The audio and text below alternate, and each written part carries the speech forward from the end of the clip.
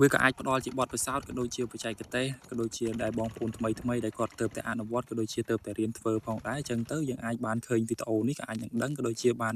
ឆ្លិចនៅយកជាបច្ចេកទេសនិងបទពិសោធន៍ពីម្ចាស់ចំការមួយទៅម្ចាស់ចំការមួយដើម្បីយកមកអនុវត្តទទួលបានផលនៅជោគជ័យហើយនេះគឺជាសកម្មភាពដែលយើងកំពុងតែធ្វើការដាំនៅដំណាំត្រសក់ដែល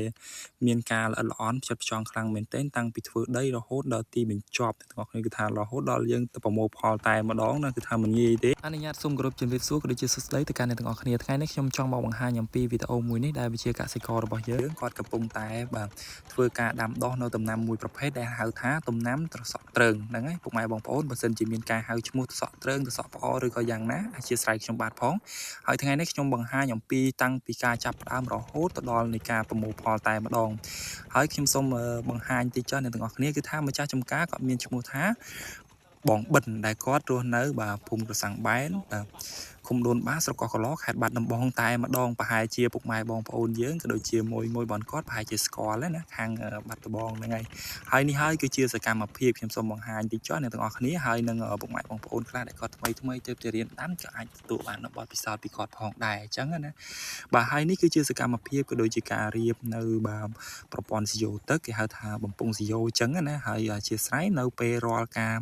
ធ្វើវីដេអូនេះបើសិនជាពុកម៉ែបងប្អូនមានបទពិសោធន៍ឬក៏បច្ចេកទេសថ្មីឬក៏ផ្សេងជាងហ្នឹងបាទសូមអធិស្ឋានផងព្រោះថាយើងនៅតាមតំបន់យើងគឺថាមានការអនុវត្តក៏ដូចជាមានបច្ចេកទេសផ្សេងគ្នាក៏ដូចជាខុសគ្នាហ្នឹងហើយពុកម៉ែបងប្អូនអំបញ្ញមិញយើងតែងតែបាទរៀបបំពន់ស៊ីយ៉ូទឹកហើយឥឡូវនេះមានការក្របបាទនៅតង់កស៊ូយើងបណ្ដើក៏ដូចជាមានការបាទរៀបស៊ីយ៉ូបណ្ដើអញ្ចឹងណាពុកម៉ែបងប្អូនបាទហើយហ្នឹងហើយក៏សូមអធិស្ឋានម្ដងទៀតដោយសារតែខ្ញុំមិនមែនជាអ្នកអនុវត្តដាំផ្ទាល់ទេខ្ញុំគ្រាន់តែជាអ្នកបាទផ្ដិតយកនៅរូបភាពអញ្ចឹងហើយមានការបាទលើសលួសខុសឆ្គងត្រង់ណាក៏សូមអធិស្ឋានទុកជាមុនអញ្ចឹងហើយវីដេអូនេះសម្រាប់តែពុកម៉ែបងប្អូនដែលគាត់បាទចង់ធ្វើក៏ដូចជាចង់ដាំនៅបាទដំណាំមួយប្រភេទនេះគឺថាអាចបាទមើលលេងក៏ដូចជាពុកម៉ែបងប្អូនយើងខ្លះគាត់បាទចង់ទស្សនាឬគាត់ចង់ដឹងថាដំណាំត្រសក់ហ្នឹងគេដាំបែបម៉េចអញ្ចឹងពុកម៉ែបងប្អូនអាចទស្សនានៅវីដេអូនេះបានអូខេយើងមិនយូរប៉ុន្មានទេយើងក៏ចាប់ផ្ដើមកំពុងតែរៀបប្រភេទ SEO ឬក៏ប្រភេទតង់ដើម្បីយើងគ្រួបការពារស្មៅកុំឲ្យវាដុះឬក៏យើងការពារដើម្បីការពារនៅដីរបស់យើងឲ្យបានល្អល្អតែម្ដងហើយនេះបើសិនជាពុកម៉ែបងប្អូនយើងដែលគាត់រៀនខាងជំនាញកសិកម្មហ្នឹងគឺថាល្អខ្លាំងមែនទែនអញ្ចឹងណាបាទហើយនេះហើយនៅពេលដែលយើងគ្របហើយពុកម៉ែបងប្អូនគឺថាយើងមានការចោះនៅបាទប្រភេទកស៊ូរបស់យើងដោយសារតែចោះហ្នឹងយើងប្រើបច្ចេកទេសយើងផ្សេងគ្នាដោយសារតែពុកម៉ែបងប្អូនយើងខ្លះគាត់ចោះជាមួយនឹងបំពង់បាទតង់នឹងតែម្ដងអញ្ចឹងហើយបងគាត់ចង់បានទំហំនៃការបាទរណ្ដៅរៀងរញៀលតិចអញ្ចឹងក៏គាត់បានប្រើនៅបច្ចេកទេសក៏ដូចជាវិធីសាស្ត្រផ្សេងហើយនេះហើយគឺជាឧបករណ៍របស់យើងដែលយើងកំពុងតែរៀបចំទៅធ្វើនៃការវាស់ម៉ែត្រនិងវាស់ទំហំនិងវាស់ចម្ងាយរបស់រណ្ដៅដំណាំរបស់យើងគឺជាប្រភេទកំប៉ុងក៏ដូចជាពុកម៉ែបងប្អូនមានបច្ចេកទេសផ្សេងយើងអាចអនុវត្តតាមនឹងបាននៅពេលដែលយើងបាទវិធីសាស្ត្រមួយនេះដូចងាយទេពុកម៉ែបងប្អូនហើយនេះគឺជាកន្លែងដែលយើងកំពុងតែរៀបចំចោះនៅក៏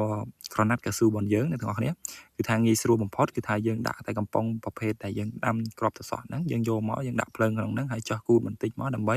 យើងដាក់ភ្លើងទៅដើម្បីយើងងាយស្រួលចោះហើយនៅវិធីសាស្ត្រមួយនេះយើងងាយស្រួលខ្លាំងមែនទែនហើយក៏ដូចជាមានការលឿនផងដែរយើងមិនពិបាកក៏ដូចជាមិនឈឺមិនក្តៅតែនៅពេលដែលយើងភ្លៀងធ្លាក់គឺថាយើងអាចមានបញ្ហានៃការរលត់ភ្លើងគឺថាអាចនឹងវាខាតបង់ការងារដែរក៏ប៉ុន្តែយើងក៏មានវិធីសាស្ត្រក៏ដូចជាបច្ចេកទេសផ្សេងពីនឹងទៅទៀតដែរអញ្ចឹងណាហើយនេះហើយប្រហែលជាពុកម៉ែបងប្អូនយើងគាត់មានបទពិសោធន៍និងជំនាញបច្ចេកទេសផ្សេងគ្នាបាទហើយបើសិនជាយើងមានចំណុចណាខ្វះខាតយើងអាចផ្ដល់ជាបទពិសោធន៍ក៏ដូចជាមានការ comment មកដើម្បីឲ្យពុកម៉ែបងប្អូនយើងដទៃទៀតបាទដើម្បីយើងទទួលបាននៅបទពិសោធន៍ហើយក៏ដូចជាមានការដាំដុះដំណាំនៅស្រុកខ្មែរយើងឲ្យមានការរីកចម្រើនផងដែរហើយក៏ដូចជាមានការលើកស្ទួយនៅផលិតផលក៏ដូចជាបាទកសិកររបស់យើងនៅស្រុកខ្មែរផងដែរដើម្បីបើនៅយើងចោះហើយរយៈពេលបានតែប្រហែលថ្ងៃយើងរៀបចំបនយើងហើយយើងក៏មានបាទកូនកលីក៏ដូចជាមានការអ្នកមកដាំដំណាំគ្រាប់ត្រសក់របស់យើងគាត់ក៏ចាប់ផ្ដើមចោះមកតែម្ដងនៅពេលដែលដាំបណ្ដើបាទម្ចាស់ចំការបងបិនគាត់តែងតែរៀបចំនៅប្រព័ន្ធទយោទឹកបណ្ដើដោយសារតែគាត់បាទមានកម្លាំងតិចគាត់តែម្នាក់ឯងអញ្ចឹងបាទគាត់មានការរៀងលួលក៏ប៉ុន្តែមិនធ្វើទេគាត់ធ្វើយ៉ាងណាគាត់តែងតែបាទទាំងព្រឹកទាំងល្ងាចគឺថាគាត់មានការព្យាយាមខ្លាំងមែនទែននៅពេលដែលយើងដាំបានរយៈពេល2 ទៅ 3 ថ្ងៃឬក៏ 4 ថ្ងៃវាក៏ចាប់ផ្ដើមដោះមកតែម្ដងដំណាំត្រសក់របស់យើងហើយក៏មិនយូរប៉ុន្មានឫស្សីក៏ចាប់ផ្ដើមបានមកដល់នៅពេលដែលចាប់ផ្ដើមមកដល់បាទអ្នកកាប់ឫស្សីក៏ឈានចូលមកដល់តែម្ដងទាំងអ្នកកាប់ទាំងអ្នកដោតមានការរៀបចំក៏ដូចជាមានការសហការគ្នាដើម្បីដោតឫស្សីជាចម្រងគេហៅថាទ្រើងត្រសក់ហ្នឹងហើយគេហៅថាត្រសក់ទ្រើងហើយនេះហើយជាសកម្មភាពដែលយើងទទួលបានឫស្សីនេះតែម្ដង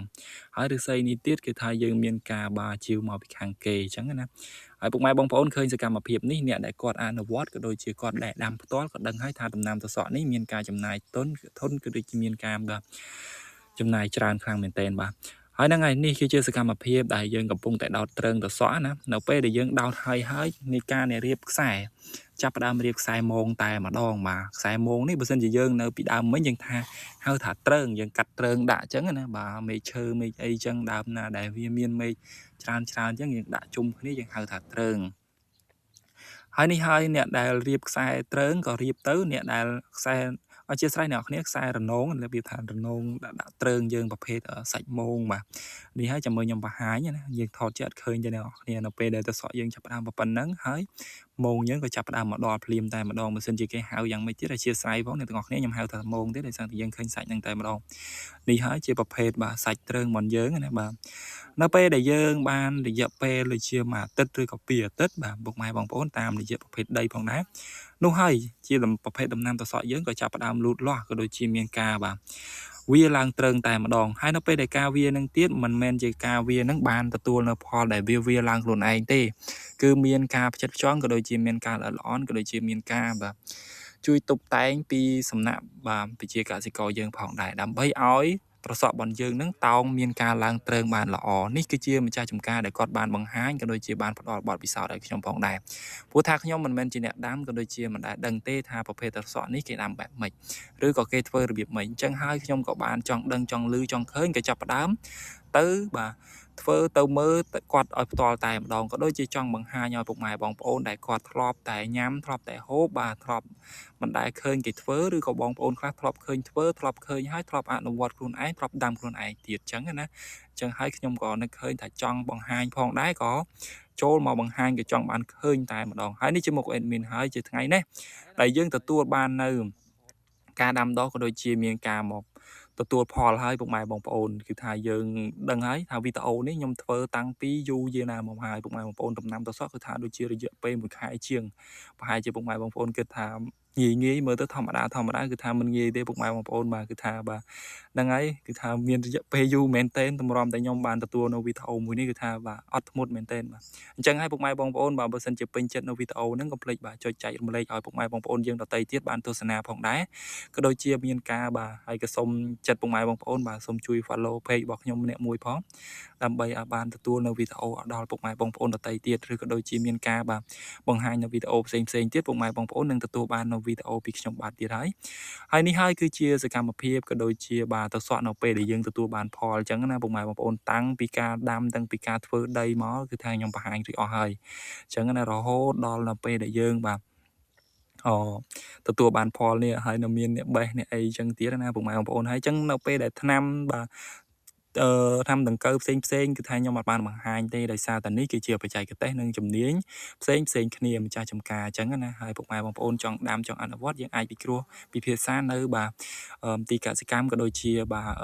គេហៅថាក្រុមប្រឹក្សាអញ្ចឹងណាខាងកសិកម្មខាងអីចឹងពុកម៉ែបងប្អូនបាទហ្នឹងហើយអាចតាក់ទងទៅខាងឃុំឬខាងស្រុកបានទៅអាចទៅសិក្សារៀនសូត្រជាមួយគេបានទៅយើងអាចនឹងមានជំនាញនិងបទពិសោធន៍ផងដែរបាទហើយនេះហើយគឺជាសកម្មភាពដែលយើងកំពុងតែប្រមូលផលណាបាទគឺថាយើងដល់រដូវកាលដល់ពេលវេលាហើយដែលយើងអាចមកប្រមូលផលបានហើយជាដំណាំត្រសក់គឺថាល្អណាបងប្អូនអើយគឺថាដាក់មករលូនគឺថាជ្រុបឆ្ងាញ់តែម្ដងបើគឺថាទំនងមែនទេណាហើយហ្នឹងហើយពុកម៉ែបងប្អូនវីដេអូយើងបាទតាំងពីដើមរហូតដល់ប្រមូលផលនេះគឺថាមករកគៀកដល់ទីបញ្ចប់ទៅហើយក៏សូមអរគុណច្រើនពុកម៉ែបងប្អូនដែលចំណាយពេលវេលាដ៏មានតម្លៃមកចូលរួមទស្សនានៅវីដេអូរបស់ខ្ញុំបាទជាចុងក្រោយបាទពុកម៉ែបងប្អូនហ្នឹងហើយកុំភ្លេចជួយ follow page ក៏ដូចជាបាទចុចចែករំលែកឲ្យពុកម៉ែបងប្អូនយើងដទៃទៀតបានទស្សនាផងដែរក៏ដូចជាមានការលើកស្ទួយនៃការដាំដុះដំណាំនៅក្នុងស្រុកក៏ដូចជាមានការផ្ដល់បទពិសោធន៍ឲ្យគ្នាទៅវិញទៅមកនិងលើកស្ទួយនៅដំណាំ